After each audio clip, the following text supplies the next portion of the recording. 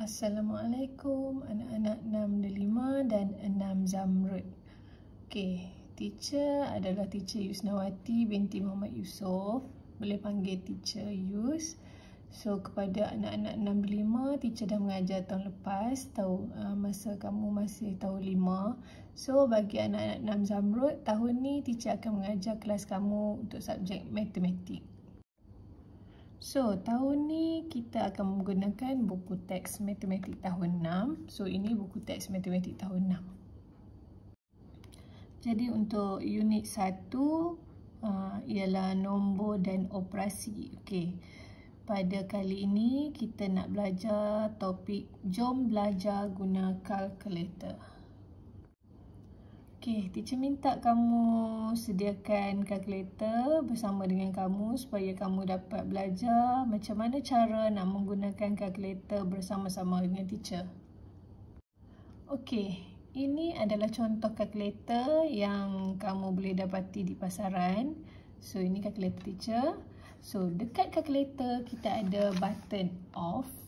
Ada kalkulator yang tak ada button off. So, dia akan automatic off. Ada butang on atau AC, ada butang operasi 1, 2, 3, 4, 5. Okey, bahagi, darab, tolak, tambah dan sama dengan. So ada butang nombor. Okey, di sini teacher akan ajar kamu cara-cara macam mana kita nak menggunakan kalkulator untuk operasi tambah. Okey. Kamu boleh buka buku teks kamu, muka surat 1 dan kamu akan lihat di situ ada soalan yang dia bagi pada kamu. 752,168 tambah 85,479. Okey. Macam mana cara kamu nak menggunakan kalkulator? Okey. Ini kalkulator kamu, contoh kalkulator. So kamu tekan butang on atau AC.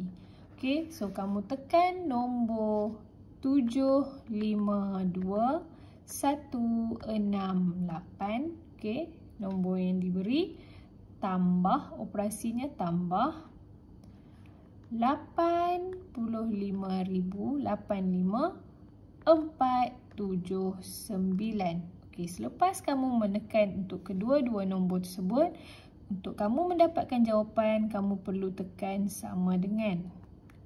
So, jawapan di sini akan keluar 837,647. Okey, sama 837,647.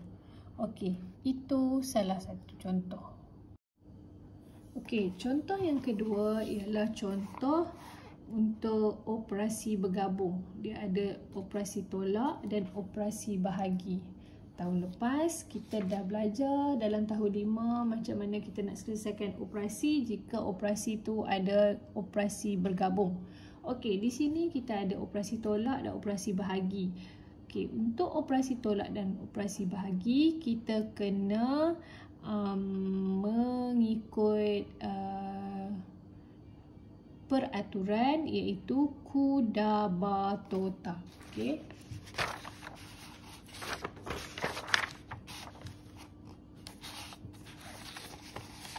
Okey, Kudabatota. Okey, ku untuk kurungan, da untuk darab, ba untuk bahagi, to untuk tolak, ta untuk tambah. So kalau kamu jumpa kurungan dulu, kamu kena selesaikan kurungan dulu. Kalau kamu jumpa darab ataupun bahagi, kamu kena selesaikan darab ataupun bahagi dahulu. Okey, dan yang terakhir kalau kamu jumpa tolak ataupun tambah, operasi itu kamu kena selesaikan paling last sekali. Okey, so tengok sini, dia ada operasi tolak dan operasi bahagi. So operasi tolak dan bahagi, tolak di sini, bahagi di sini. Jadi mana jumpa dulu? Bahagi jumpa dulu. So kamu kena selesaikan operasi bahagi dahulu. Okey, operasi bahagi ini dahulu. Okey. So, macam mana kamu nak kira? Kamu kena kira 1740 bahagi dengan 60. So, bila kamu bahagi, kamu tekan sama dengan. Kamu akan dapat jawapan 29. So, jawapan di 1740 bahagi 60 ialah 79. Apa langkah seterusnya? Langkah seterusnya, kamu perlu tolak 235.620, 235.620, tolak dengan jawapan yang kamu dapat tadi iaitu 29.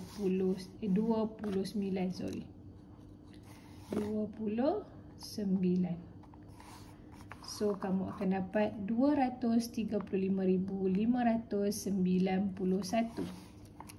So, jawapannya ialah 235.591.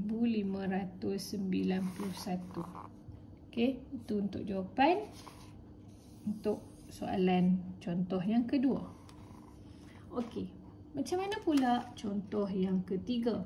Contoh yang ketiga melibatkan operasi tambah dan operasi darab. Rujuk semula kepada kuda batota, darab dan tambah. Darab dan tambah, mana jumpa dulu? Darab jumpa dulu, baru jumpa tambah. So, kamu kena selesaikan darab dahulu. So, selesaikan darab dahulu. 675 darab dengan 14. Kamu akan dapat 9,450 untuk operasi ini. Okey. Selepas itu, barulah kamu menggunakan nombor yang melibatkan operasi tambah. 98,130 tambah dengan jawapan tadi 9,450. So, kamu akan dapat jawapan 107,580. Okey, ini adalah jawapan yang betul. Jika kamu buat operasi tambah dahulu, kemudian kamu darab, kamu akan mendapat jawapan yang berbeza. Nampak di sini? Yiwen mendapat 107,580 macam jawapan yang teacher dapat. Manakala Ramesh mendapat 1,383,270. Kamu nampak perbezaannya? Kamu nampak perbezaannya jika terdapat operasi yang berbeza dan kamu menggunakan cara yang salah untuk menyelesaikan masalah tersebut. So, kamu akan mendapat jawapan yang berbeza. Okey, sekarang macam mana pula kalau kamu bahagikan nombor tersebut dan nombornya akan dapat banyak nombor. Okey, contoh yang keempat, 107,896 bahagi dengan 19. So, kamu akan dapat jawapan 5,678.7368. Okey. So, selalunya dia akan tanya kamu bundarkan jawapan kepada satu tempat perpuluhan ataupun dua tempat perpuluhan. Macam mana nak buat? Okey, kita tengok di sini. Jika dia nak jawapan dalam kepada satu tempat perpuluhan, 5,678.7368. Okey, kita tengok di sini. Satu tempat perpuluhan dikira, teacher akan highlight titik perpuluhan di sini. So, kamu kena berdasarkan titik perpuluhan. Selepas titik perpuluhan, jika dia nak satu tempat perpuluhan, bermakna selepas titik perpuluhan, kita ambil hanya satu nombor selepas titik perpuluhan. So, jawapannya ialah 5,678.7368. 7. Kenapa perpuluhan 7? Sebab kamu bundarkan nombor tersebut. Kamu ambil daripada satu tempat perpuluhan, gariskan nombor 7 dan bulatkan nombor 3. Start daripada nombor 3, kamu kena jadikan dia sifar. So 3 adalah kumpulan tambah kosong. So 7 tambah kosong ialah 7. Jadi ini adalah jawapannya. Macam mana pula kalau kita nak mendapatkan jawapan kepada dua tempat perpuluhan? Okey. 5,678.7368. Ini titik perpuluhan. So, daripada titik perpuluhan, kita akan kira dua tempat perpuluhan selepas titik perpuluhan. 1, 2. So, dua tempat perpuluhan bermaksud tempat yang kedua, nombor yang kedua selepas titik perpuluhan, kamu gariskan dia dan kamu bulatkan nombor selepas dia. Kenapa?